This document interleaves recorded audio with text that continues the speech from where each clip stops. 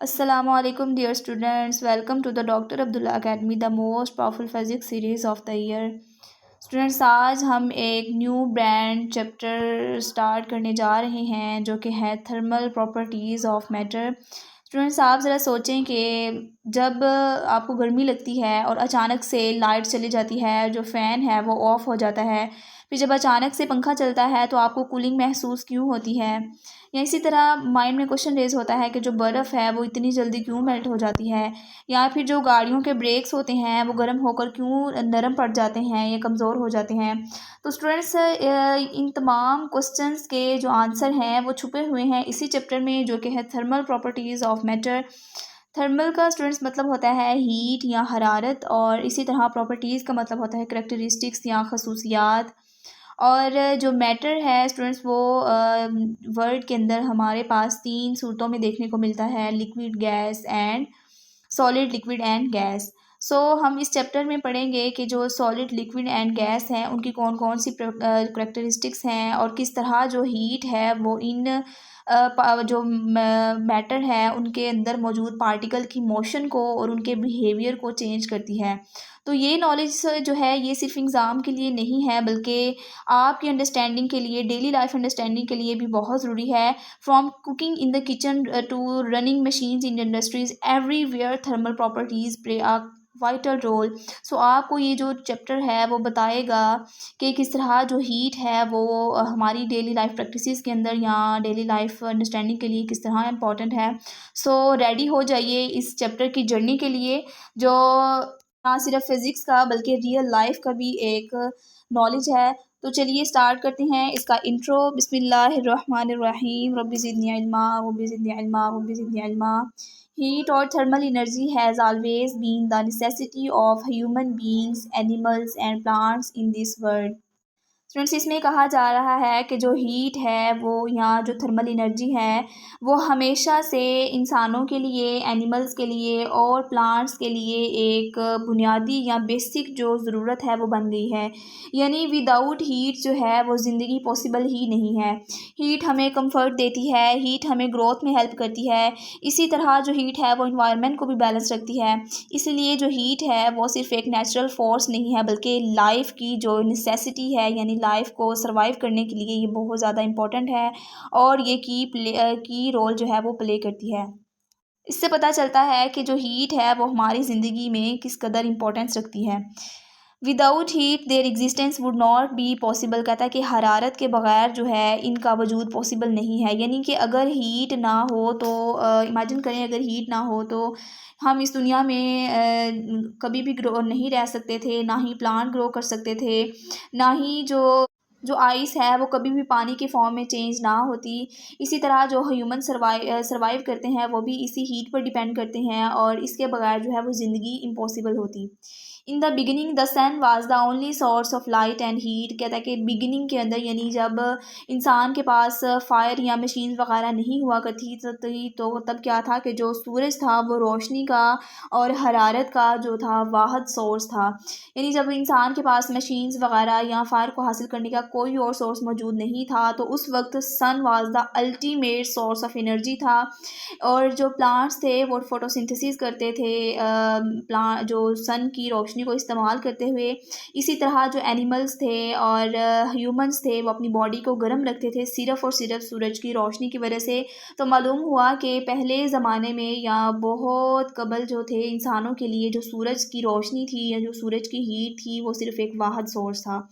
With the discovery of fire a new era was started. जब आग को दरियाफ्त किया गया, यानी ये देखा गया कि आग किस तरह से पैदा होती है और इसको किस तरह से लगाया जा सकता है, तो कहता है कि एक न्यू इरा यानी एक नया दौर का आगाज़ हुआ। किस तरह एक नए दौर का आगाज़ हुआ कि जब इंसान ने फ़ायर को बना लिया, या उसने देख लिया कि जो आग है वो किस तरह लगती है, या आग दरियाफ्त हुई, तो फिर जो फ़ायर है उसने इंसान की ज़िंदगी को कम्प्लीटली तौर पर चेंज कर दिया। और अब जो है ह्यूमन जो फूड को कुक करते हैं या वार्म हाउसेस में रहते हैं सर्दियों में, और इसी तरह हीट के ज़रिए अपने आप को प्रोटेक्ट करते हैं। तो that's why discovery of fire is called the turning turning point in human history, यानी कि ह्यूमन की हिस्ट्री के अंदर ये क्या था, एक टर्निंग पॉइंट था जब जो आग है उसकी डिस्कवरी के बाद ह्यूमन जो लाइफ थी वो टोटली बिल्कुल एक टर्निंग पॉइंट की तरफ आई, यानी टोटली चेंज हो गई। The usages of heat produce from fire were increase day by day. कहते हैं कि जो आग का इस्तेमाल है, जो हरारत का इस्तेमाल है वो दिन ब दिन बढ़ता जा रहा है। And contributed greatly to the comforts and facilities for the human beings. और ये जो हीट है या जो एनर्जी है वो इंसान के जो कम्फर्ट्स हैं यानी आराम सुकून के लिए उतना ही जो इजाफा होता जा रहा है। स्टूडेंट्स आप देखें कि फ़ायर से जो है वो कुकिंग पॉसिबल हुई, यानी फ़ायर के बगैर हम कुकिंग नहीं कर सकते थे। इसी तरह जो टूल्स बनने लगे फ़ायर को यूज़ करते हुए, इसी तरह बाद में मशीन्स आई, उन्होंने फ़ायर को यूज़ करना शुरू कर दिया। फ़ायर की हाइट जो इसकी हीट है उसको इस्तेमाल करते हुए मशीन्स चलने लगी। तो इससे मालूम हुआ कि जो हीट है उसने सिर्फ इंसान को ही एक कंफर्ट जोन में नहीं रखा, बल्कि जो पूरी दुनिया है वो एक प्रोग्रेस की तरफ चलना शुरू हो गई। Initially the hot and cold objects were sensed by touch. शुरू में बहुत अरसा पहले जो थी गर्म और सर्द जो चीज़ें होती थी, जो हॉट एंड कोल्ड ऑब्जेक्ट्स होते थे, उनको सिर्फ हाथ से छू कर टच कर कर महसूस किया जाता था कि कौन सी चीज़ कितनी गर्म है या कि कितनी सर्द है। यानी जब कोई भी थर्मामीटर या मेजरिंग इंस्ट्रूमेंट्स नहीं हुआ करता था तो पीपल जो थे वो सिर्फ टच करके ये फील करते थे कि ये चीज़ हॉट है या ये चीज़ कोल्ड है। लेकिन ये स्टूडेंट्स एक एक्यूरेट मेथड नहीं है। दैट्स वाई ह्यूमन ने बाद में जो है थर्मामीटर को इन्वेंट किया। तो थर्मामीटर के बारे में भी हम इंशाल्लाह आगे पढ़ेंगे इसी चैप्टर में ही। Touching was not a good standard to measure the degree of hotness of an object. कहता है कि जो वही बात जो हमने पीछे की, जो किसी चीज़ को छू कर उसकी जो हॉटनेस का या उसकी कोल्डनेस का अंदाज़ा कर लेना एक अच्छा तरीका नहीं है। यानी जो टच कर कर सिर्फ मालूम करना कि ये चीज़ कितनी गर्म है या ये चीज़ कितनी ठंडी है, तो टच जो है वो एक रिलायबल मेथड नहीं है। इसलिए हमें जो इंस्ट्रूमेंट्स की या थर्मामीटर वगैरह जैसे इंस्ट्रूमेंट्स की ज़रूरत पड़ी। So man evolve different methods to measure it. इसीलिए इंसान ने टेम्परेचर को मैयर करने के लिए डिफरेंट मेथड्स बनाए। यानी इंसान ने सोचा कि अगर हमें हीट या टेम्परेचर को साइंटिफिकली मैयर करना है तो इसके लिए रिलायबल इंस्ट्रूमेंट्स की ज़रूरत है। इसीलिए इंसानों ने वक्त के साथ साथ मुख्तलिफ डिवाइसेस को और मुख्तलिफ जो मेथड्स हैं उनको क्रिएट करना शुरू कर दिया, ताकि जो प्रॉपर यूनिट में टेम्परेचर को मैयर किया जा सके। After the invention of standard मयरिंग devices. कहता है कि जो स्टैंडर्ड मयरिंग डिवाइसेस थी जब वो ईजाद होगी उसके बाद क्या हुआ, the temperature was also included in the list of basical physical quantities like mass, like length, like time.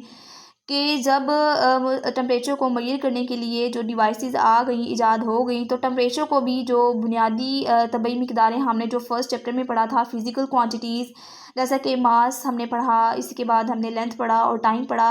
तो स्टूडेंट्स इनिशियली जो था टेम्परेचर इन फिज़िकल क्वांटिटीज़ के अंदर शामिल नहीं था, क्योंकि हमने ऊपर देखा कि पहले ज़माने में लोग जो थे टेम्परेचर को मैयर करने के लिए कोई इंस्ट्रूमेंट यूज़ नहीं करते थे, वो सिर्फ टच सिस्टम यूज़ करते थे। सो टेम्परेचर को मैयर नहीं किया जा सकता था, इसलिए उन्होंने इसको फिज़िकल क्वांटिटीज़ में ऐड नहीं किया था। लेकिन जब टेम्परेचर को मैयर करने के लिए प्रॉपर इंस्ट्रूमेंट्स और प्रॉपर जो थे मेथड्स आ गए तो फिर उन्होंने इसको भी फिज़िकल क्वांटिटीज़ के अंदर ऐड अप कर लिया। आगे देखिए वो बता रहा है कि इस चैप्टर के अंदर हम क्या क्या देखेंगे। This chapter begins with the introduction of kinetic molecular theory of particles of matter. यानी ये चैप्टर जो है बेसिकली ये पार्टिकल्स की जो मैटर काइनेटिक मॉलिक्यूलर थ्योरी के साथ शुरू होने जा रहा है, जो कि किसके बारे में है, पार्टिकल्स ऑफ मैटर के बारे में। यानी हम सबसे पहले ये पढ़ेंगे कि जो मैटर है, मैटर के अंदर तीन चीज़ आ जाती हैं students, solid, liquid and gas. उसके जो छोटे छोटे पार्टिकल्स हैं वो मैटर जो है वो छोटे छोटे पार्टिकल्स पर मुश्तमिल होता है। और सबसे पहले हम इस चैप्टर में ये देखेंगे कि पार्टिकल्स जो हैं वो हमेशा मूवमेंट में रहते हैं, हमेशा मोशन करते रहते हैं, और इसी मोशन की वजह से जो हमें हीट और टेम्परेचर की जो हीट और टेम्परेचर का जो कॉन्सेप्ट है वो क्लियर होता है।